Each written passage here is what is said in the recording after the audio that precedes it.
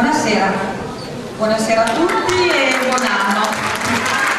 Oggi passa anche io, grazie per l'incoraggiamento. Allora, è il secondo anno consecutivo che ci troviamo qui presso questo splendido teatro, che è il Teatro Cavour d'Imperia, per festeggiare il Capodanno. E come vedete qui seduti ci sono una parte dei ragazzi dell'orchestra giovanile del Ponente Ligure, sono la sezione archi, che hanno omaggiato questo teatro e con l'augurio, con l'inno di Mameli, augurano a noi tutti, a tutta l'Italia, ce n'è bisogno realmente, un buon 2013.